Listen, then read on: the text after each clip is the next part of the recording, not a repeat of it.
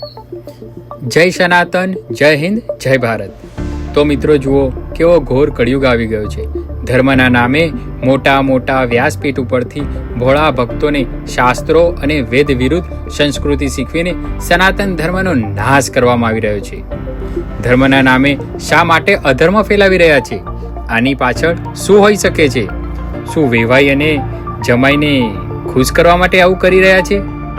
શું અત્યાર સુધી લગ્નના મંડપમાં અગ્નિદેવની સાક્ષીએ ફેરા ફરાતા હતા, શું એ અધર્મ હતો? અને બાપુ હવે સ્મશાનમાં લગ્ન કરાવીને ધર્મ કરી રહ્યા છે?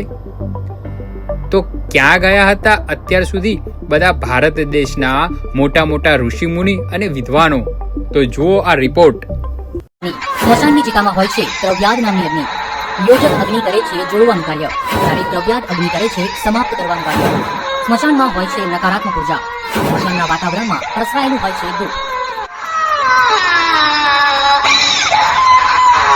લોકોનું હૈયાપાટ રોદન, જ્યાં લોકો જવાનું ટાળે છે। રાત્રે તો શું, દિવસે પણ જ્યાં જતા લોકો અપશકુન ગણે છે, તેવા સ્મશાનમાં સુપ્રસિદ્ધ કથાકાર મોરારી બાપુએ એક નવયુગલને કેવી રીતે ફેરવ્યા લગ્ન ફેરા।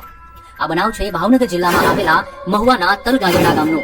તમે જોઈ રહ્યા છો આ દ્રશ્યમાં આ યુગલ સ્મશાનની ચિતાની ફરતે લઈ રહ્યા છે ફેરા, અને મોરારી બાપુ આ લગ્નને આપી રહ્યા છે સમર્થન। આપણા ભારત દેશમાં જેટલું મહત્વ દેવી દેવતાઓનું છે, તેના જ સમકક્ષ ભારતવાસીઓ ગુરુ, મહંતો અને સંતોને સન્માન આપે છે। પછી એ પ્રખ્યાત કથાકાર મોરારી બાપુ પણ કેમ ન હોય, પરંતુ જો કથાકારો જ લોકોને ધર્મ વિરુદ્ધ જવાનું શીખવાડે તો શું થઈ શકે?